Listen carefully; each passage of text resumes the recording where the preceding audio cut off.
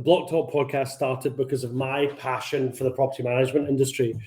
I wanted to start a conversation and add some value within the industry with a diverse range of people and professionals who can add something extra.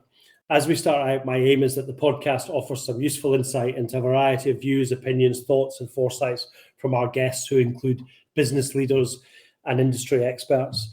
If you enjoy the podcast and want to find out any other information, head on over to brianwelsh.co.uk.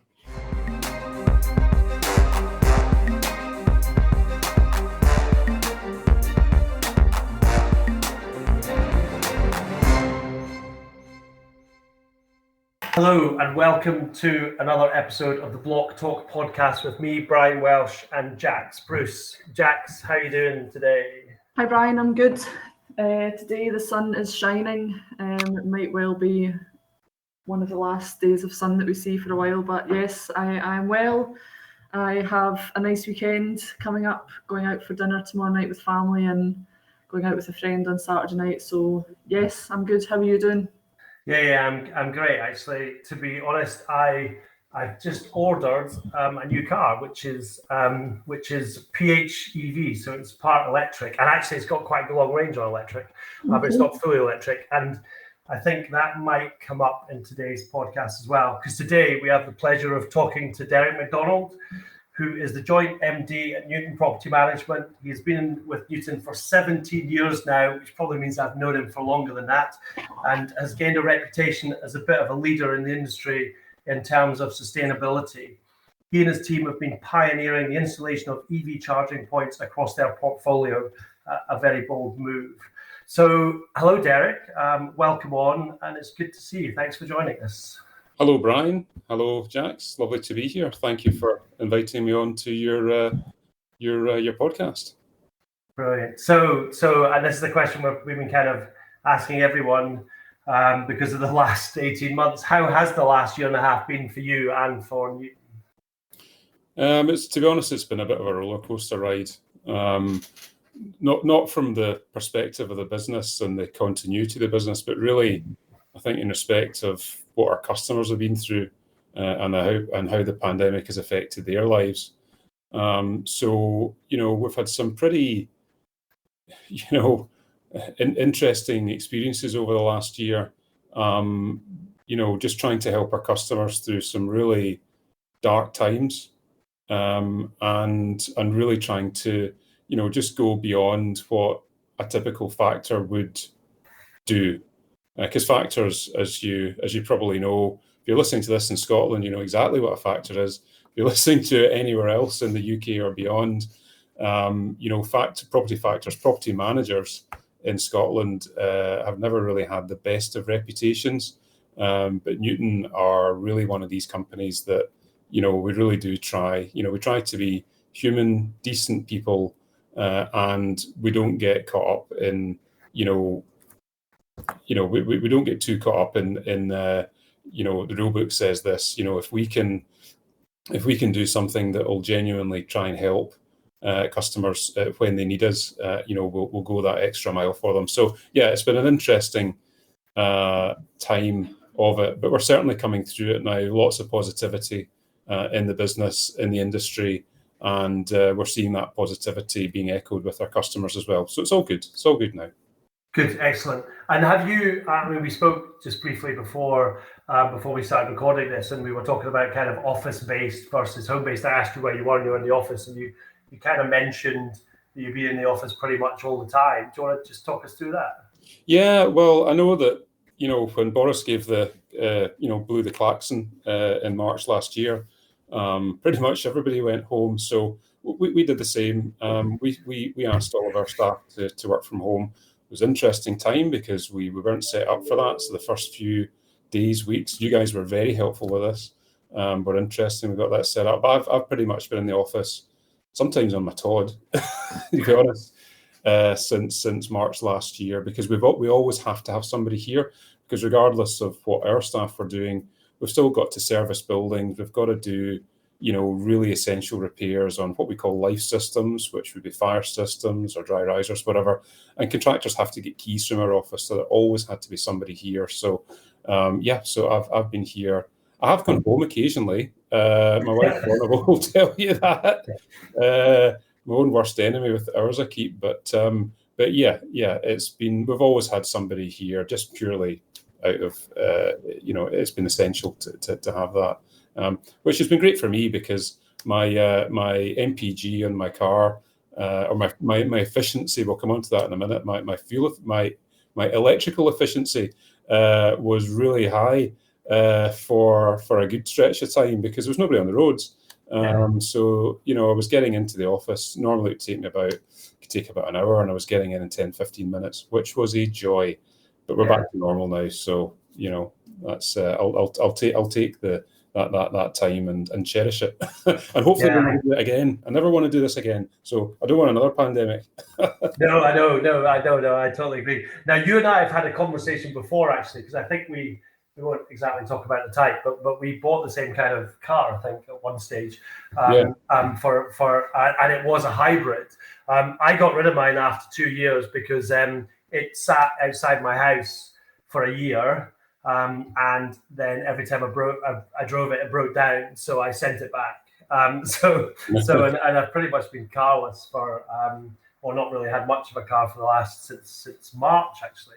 But I have actually just ordered another PHEV, not the same model, and actually this one gives me, I think, 57 miles on electric, which I'm really looking forward to. It's arriving at the end of November, and actually that from a tax point of view is great because it puts you in an entirely different bracket, So and that was one of the reasons it was a consideration. Yeah. Do you know how sad I am, Brian? Well, you're not sad at all, but go on. I can actually tell. I think I know what make and model of car. Okay, go on then. Have a guess. And for anybody listening, this is not set up. Yeah. So go on. I think it is a BMW. It is. And I'm going to say it is an X5. You're right. It's the E45 or E40, E45 or 45E model. So yeah, that's what I've gone for because I've had a number of X5s actually over the years, but they've all been diesel, and I've owned them personally, and I've taken this one through one of my businesses, and it had, there's no doubt about it. It's very tax efficient to do it, but 57 miles. That's brilliant. It is absolutely phenomenal. So I can't wait for it to arrive. I think it arrives at the kind of December time. So I'm looking forward to it. So anyway, talking about cars. So tell us about your green vision, because we've had this conversation a few times over the years, and you guys are talk about this on social, and there's been a number of articles in various publications about it. So do you want to tell us about it?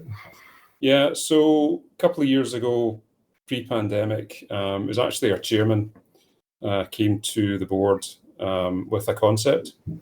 Our chairman is extremely good at blue sky thinking and really being ingenious when it comes to new initiatives, different ways for us to think as a company. And anyway, came to this with this concept that we should be trying to use our very privileged position as property managers to try and steer our customers towards a greener future, and obviously the benefit of going green as a holistic term is you can also save money. So we've been dabbling with this. We had been for a number of years helping customers upgrade their old lighting systems to LEDs and various other bits and bobs, but we never actually kind of harnessed it as a kind of a vision, if you like. And anyway, he came to us with this idea, and we thought, this is exactly what we do need to be doing. Coincidentally, around about the same time as we were discussing this, we were starting to see the number of inquiries for electric vehicle charging points starting to ramp up.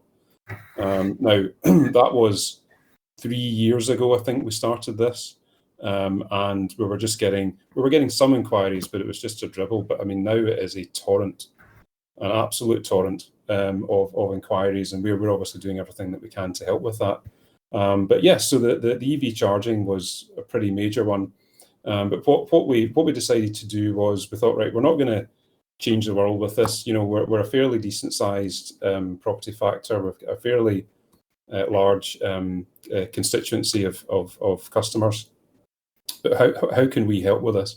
Well, I said earlier on, we're very privileged to be in our position, in that we, regularly communicate with large groups of owners, and we whether that's through our billing or letters about initiatives or whatever.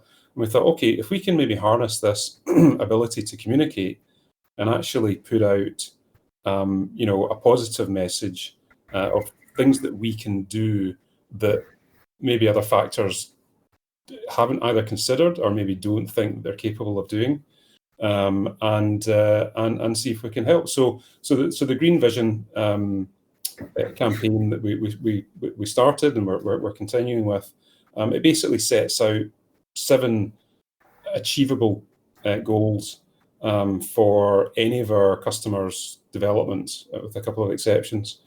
And those are, we want to make sure that, insofar as we can possibly can, that the electricity, that the utilities that we're helping the customers with provide for them come from renewable sources. We want to help with, obviously, the electric vehicle charging points. That's our huge one. Low energy solutions, making sure that wherever possible, we're changing older style lighting to LEDs, because there's a massive cost saving in that, and obviously the carbon footprint reduces. We are encouraging as many of our customers as possible to move on to paperless billing, which you guys have been incredibly helpful with, with your software. And I think we're up to about 80% of customers now, give or take. You'd probably be able to tell me, Brian, and push a button. I would be able to, well, or I know a man who does, because I'm a bit long in the tooth now to be able to do that sort of stuff. But we could tell you. Yeah, but we're continuing with that. Obviously, if there are any customers that for whatever reason can't receive correspondence electronically, we make sure that we make allowances for that, and there's absolutely no pressure on them to do that. Solar power, this is another big one that's coming. So we've got a pilot project at the moment that Newton are partially funding with the owners, or we're allowing the owners to effectively spread the cost of this over a period of time. And generally, we're wanting to help owners future-proof their property. But when you delve down into any of these objectives, there's so much more detail. Oh, sorry, tree planting.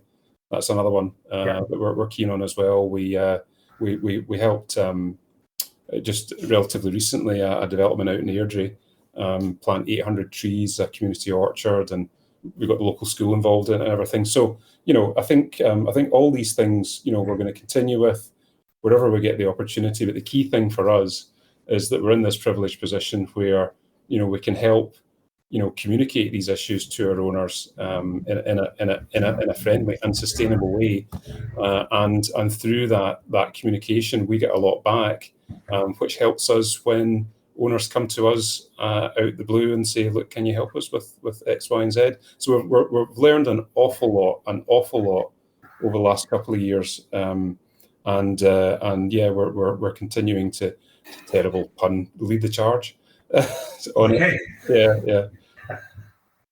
That is hugely interesting, actually, especially the kind of the whole community part of it, and the fact that you're almost a bank to allow these guys to do this and spread costs, which is a phenomenally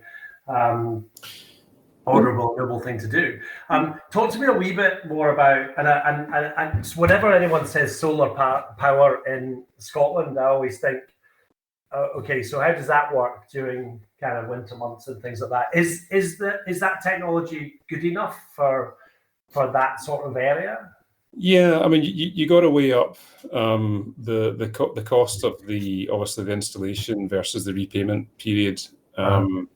And there's a company that we're working with. It's a non-for-profit company, and they're just exceptional at examining buildings, looking at the topography of the building, how it sits, and it's amazing the detail that they can come back with, based on how the property lies, its position, and what the average solar gain is going to be over a period of time. That then figures back into the calculation of the payback period, and the owners can decide, if that's something that they want to go for, and then we'll help. We announced a scheme a couple of years ago, so we basically set aside quite a large sum of money to help with this, and we're accessing that now for these schemes. But typically, the scheme that we're looking at the moment, I think it's a 6 or 7 year payback on it. So it's pretty good, and the degradation period of these panels, they really don't start to see any significant degradation until about 20 years. So that means, payback period, 6, 7 years. After that, you've really got 13 years of, good, honest to goodness power generation that's offsetting against your communal bill. And then after that period, you will get some degradation, but you're still seeing a significant benefit based on your power consumption.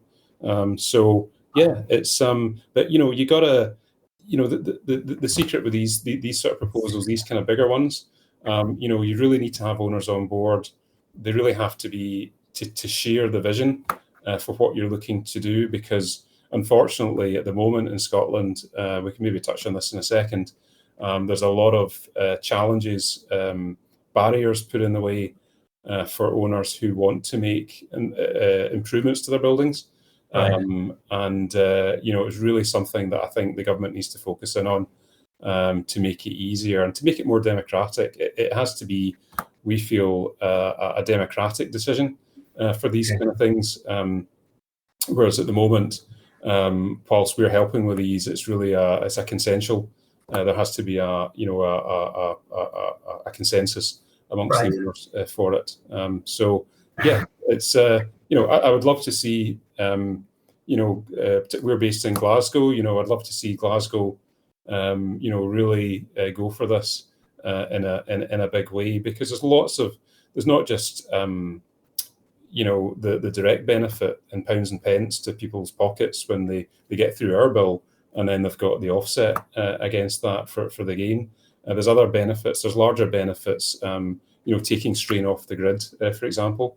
Meaning that I heard last week, I don't think it was in Scotland, I think it was down south, but it's the first time in a couple of years they had to power up a large coal electricity generating station. Because the wind had dropped, this was going to put up the UK's net emissions for a period of time, to everyone's great disappointment. I was sitting there, I was in the car, on the commute, thinking about this and thinking, do you know what? If the wind drops, it's normally a nice day, so the sun's out.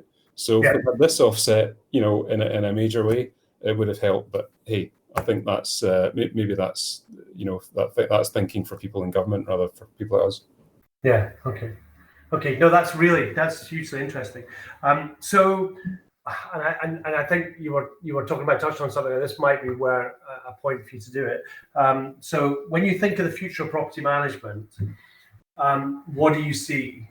So I don't know, 2 years, 10 years, 20 years. What do you see? Well, if from an environmental perspective, I think we're on the cusp of seeing some changes in the legislation. Okay. So I touched on earlier on about, these kind of improvements to buildings being a democratic decision. Yeah. And so we've seen the early signs of this.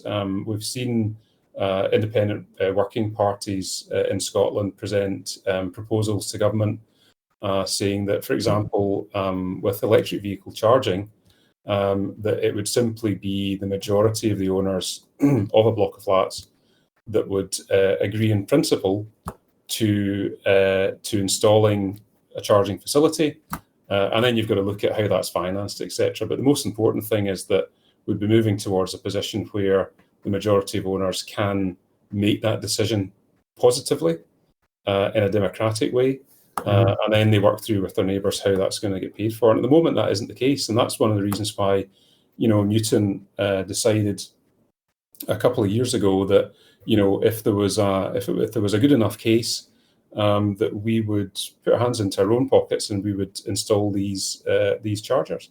And the reason that we're doing that is because it's very difficult at the moment under the current legislation, and also the way that the title deeds, the England would be the equivalent of the head lease for the flats, are written.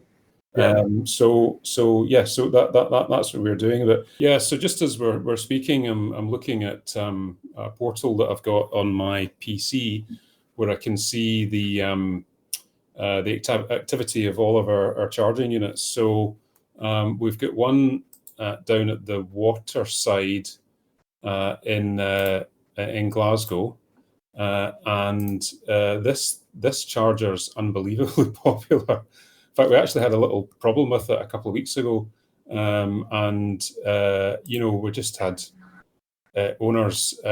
You need to get this fixed straight away because it's just so popular, and so it's charging at the moment, and it looks like it's been in use for near enough the last 24 hours down there. So that to us, I mean, I think we could probably. What's interesting is that this development, the owners have actually got the electric vehicle owners. They've got together. They've got a little WhatsApp group, so they all communicate with each other, and they can see it on the app anyway when the thing's free. But I think there's a good bit of coordination there, and I think, to be honest, we could probably put another 5 or 6 of these things in the development, and they would be used. So yeah, it's really interesting to see the uptake in these electric vehicle chargers. And Brian, you can take your car over to this if you want. You can try it out, and I'll meet you there. Okay, right. Well, that's actually, to be fair, that's a really good point. I mentioned this on another podcast. I think we had James Groves on from Indigo Swan, who's an electricity broker. He was speaking a lot about this sort of stuff as well. And in fact, I think you know James quite well. So, and one of the really disappointing thing is I live in a lane in Glasgow, and I cannot get my car in my drive, okay, because the drive's very small. But there are no electrical vehicle charging points that I know of in the area that covers my parking permit in Glasgow, which is really, really quite troubling to me. And in fact, my other half is getting an electric vehicle as well, or a hybrid, Mini actually. And but her car can fit in the drive, so I'm probably going to get a charging point put in, or you know what I mean. I'm going to get one of these home chargers put in at the house. And I'm just going to have to park my car outside in the lane and hope nobody needs to get past while I charge it. So it's actually pretty disappointing because okay, I could go to another parking area, but I have to pay for parking. I already pay quite a lot for a permit for where I live. So it's really quite interesting, I think hopefully things will move dramatically in the next few years. I think what you're going to see is, we're already seeing the petrol companies. Shell are a good example. They're starting to deploy more, rapid chargers into their fuel stations. I think you'll see a continual expansion of that. And also the electrical architecture in these cars are going to continue to improve. I think the car that you are getting has got a CCS charger on it, so it can. So, and rather unusually for a plug-in hybrid, it's got that facility. So you'll be able to get, I would think probably minimum 50 kilowatts an hour, something like that. So you're going to be able to, you're going to be sorted if you can get, access to rapid chargers. But I can also see specialist operators coming into the kind of larger kind of towns and cities and installing, mass electric vehicle charging hubs, which will actually be an experience center for a lot of EV owners. So there's one down south that's opened up, I think, last year. I don't know if you've seen it, GridServe. And this thing is just phenomenal. If you just Google it, GridServe, it's phenomenal. Okay. What an achievement! They've built this. The modern equivalent of a large fuel filling station, and it has a massive battery backup beside it. And what it does is it harvests cheap electricity off the grid at various times of the night and day, and they then basically redeploy that through the electric vehicle charging points in the thing. And then also you've got the experience part of it is they've got various kind of shops and cafes, and I think they actually have a retail sales center for EV. It's like a leasing hire center as well. I think we'll see more of that throughout the UK, particularly in the next few years of the early take up. And so that means that when you get into the big towns and cities, if you don't have off-street parking, you'll have viable options going forward. But for the time being, you can just get a really long lead, right?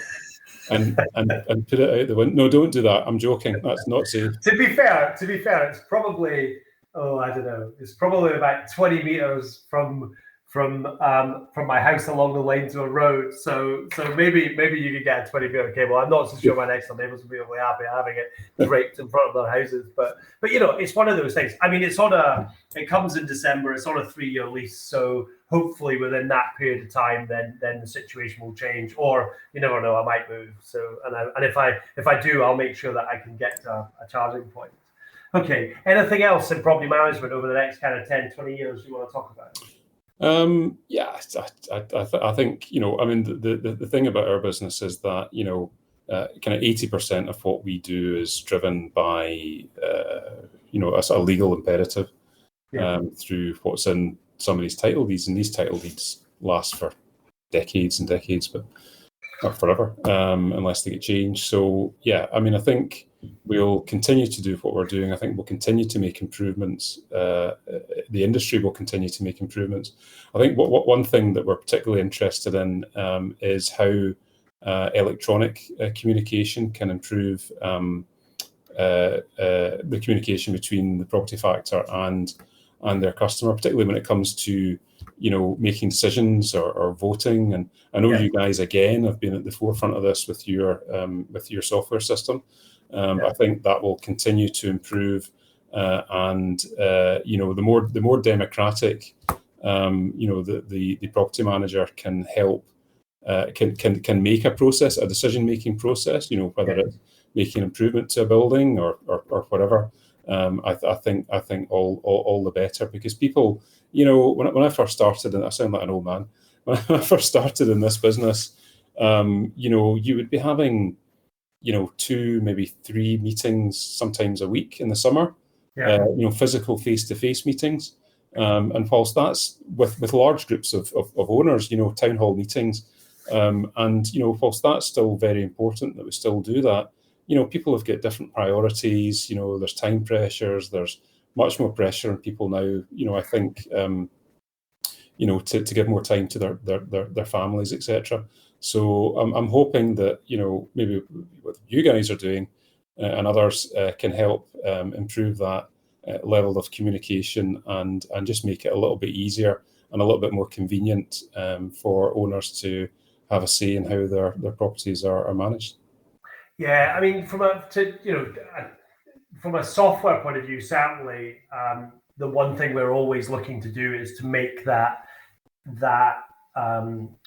communication as streamlined as efficient as possible. And it's all about closing the circle on communication, making sure everything can be done like that. I mean, the last 18 months has just proved us that you proved us all that you don't necessarily need to all be in the same room. You know what I mean? And I think the other thing is that people now live their lives in an entirely different way, because they some go to the office, some don't, some work from home, some have a hybrid solution to that. So I think it is important. Actually, when you mentioned the WhatsApp group for these owners, I'm sitting there going, should we be putting an EV charger booking system into our client web portal so that they can do it through the software? Now, I don't know if that's it's certainly something in about 3 or 4 years' time that would be very useful. I'm not sure how much it would be used now, but you need to pay me a royalty for that. Yeah, absolutely. If I do it, we'll have a conversation. Okay, cool. So moving on, is there a project that's interested you most across your career? Yeah, I mean, definitely the recent stuff. So the project that we're working on at the moment, I explains about solar power, but there's possible future extensions to that project, and it's what they call the circular power grid, localized power grid. So it would be solar power. There would be battery storage facility in the building, and that would also then lead into electric vehicle chargers in the building. And the three things would basically work in tandem along with the local grid network. And it would help basically at certain times subsidize the local grid network, but also, it would be like a little business model where the battery would be soaking up cheap electricity from the grid when the grid was oversupplying. And I think, this for me, I think would be the kind of the holy grail if we could, if we can get this project, which the owners are very interested in. But again, it's just this challenge with the legalities at the moment and decision making. So yeah, that would be that to me would be the project to show how you can take, and this is a large city centre development, how you can take that and you can actually the owners of the building can actually make some not only offset their carbon footprint, but they can actually if you get it right, a lot of it's down to the price of the batteries as well. I think we'd see some battery costs of the batteries coming down, solid state batteries as well. I think would be good. But yeah, you're basically turning large buildings into little kind of power stations. So that would be that would be our crowning glory if we can, and it is down to the owners. It's not up to us. It's entirely up to them. We'll show them what the benefits are and the downsides, and there will be some negatives in anything like this. But hopefully on balance it'll be positive, and hopefully we'll get there with that building and be able to showcase this for other customers in the future. Yep. Okay, no, that's interesting. What's running through my mind is let's put something in the diary for a year's time, or whatever that time scale is, and do this again. Yeah. And just have a talk about that and see where it's going, because that's hugely interesting. Yeah. Excellent. So this is the last question from me. What's been your, gosh, Derek, I don't know how long I've known you for actually, because now I feel old. So 20 odd years, I think. 20 odd years. At least. So, and 17 at Newton. What's been your biggest success story at Newton?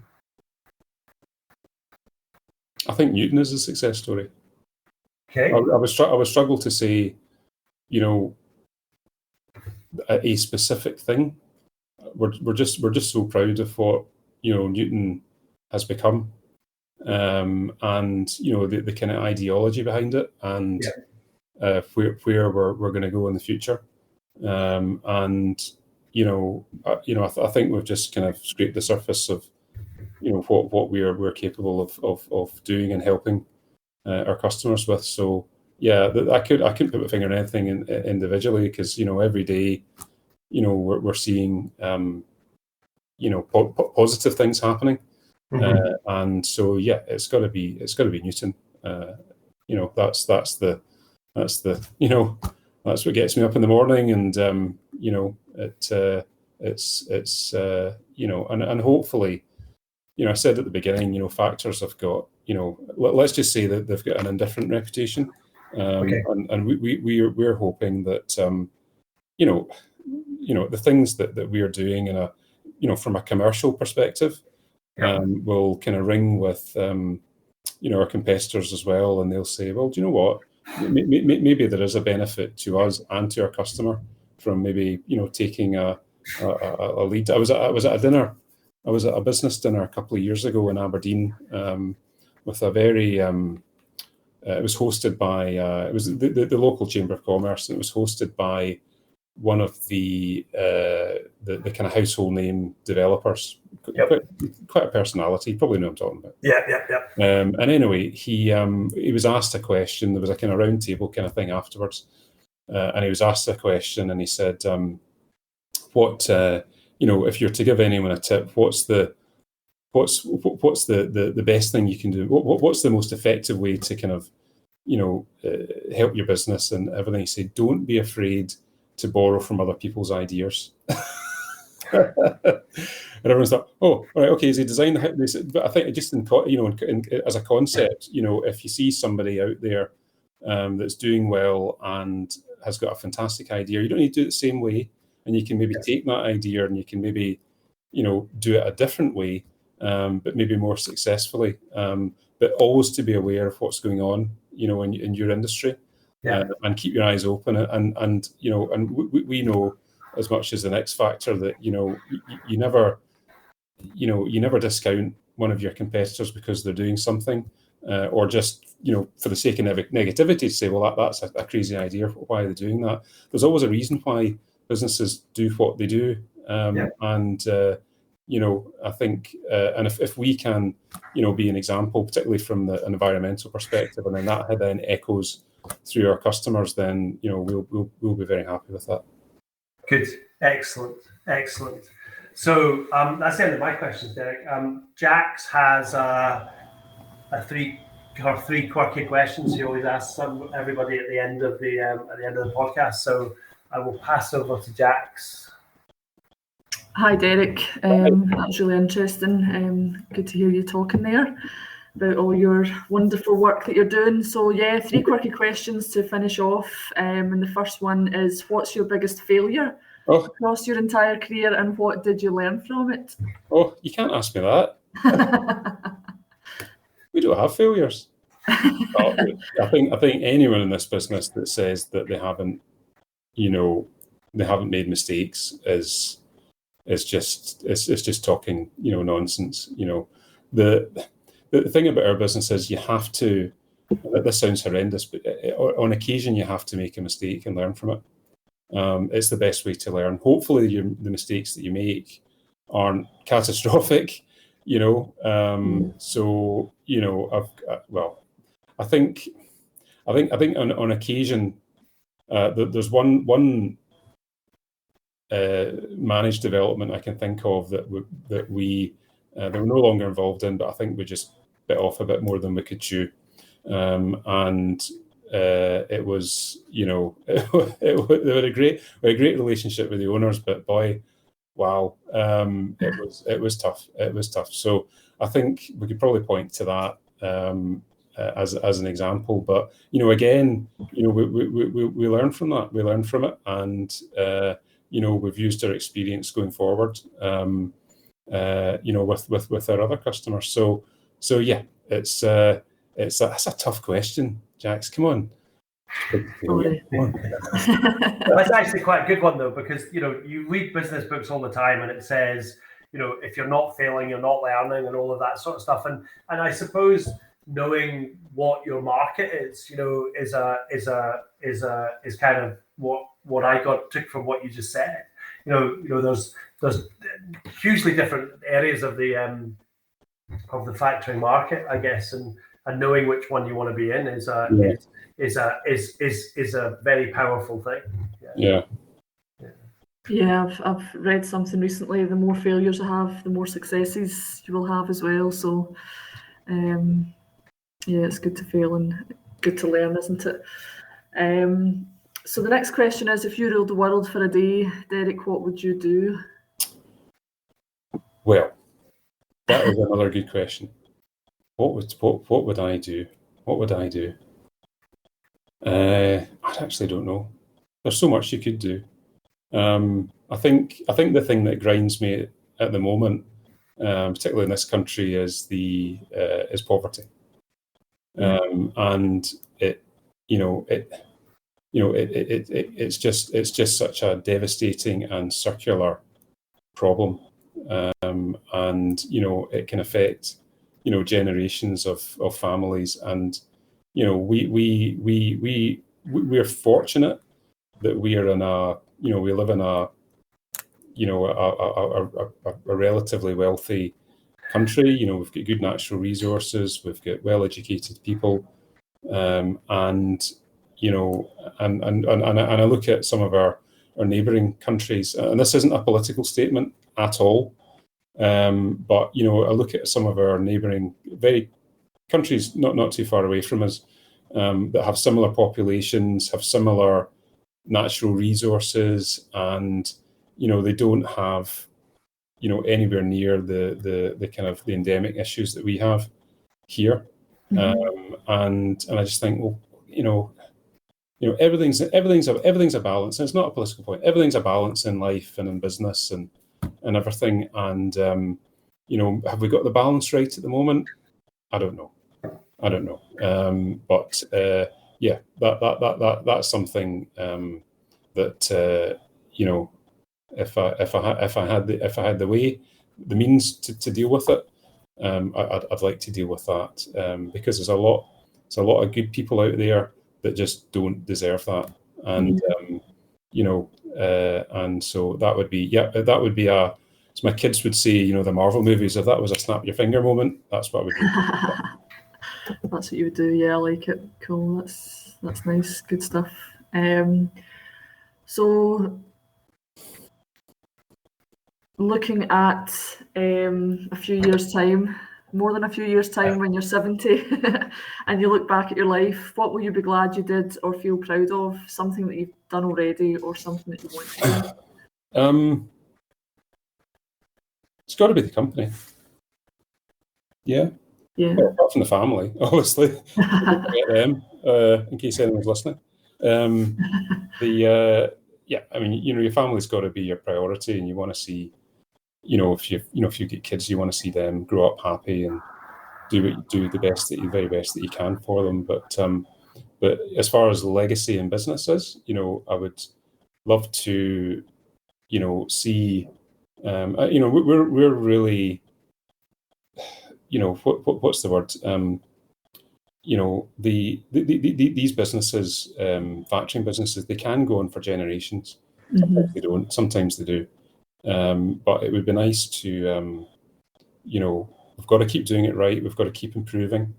You never rest on your laurels in this game. We've got to be better. We've got to continually, deliver the best customer experience. But it'd be nice, get to that age and, open up if we're still reading newspapers, at that time, open up the Sunday papers and and see something nice about the company in there, and we've done good things. So yeah, it would definitely be, I think most proudest in business with this company. If this company is still in business by the time I'm that age, that would be fantastic. I've got to make it to that age to see that, if that makes sense. But I don't take anything for granted. But yeah, I think and to see the company continue to develop and actually make a difference. And coming back to this point again about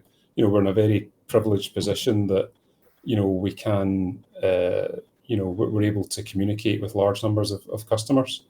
And continue to do that positively, continue to make a difference, to not only to the value of their assets, because principally that's what a property manager does. You've got to keep the values up, but actually see if we can make a difference to quality of life as well. That would really be something. Yeah.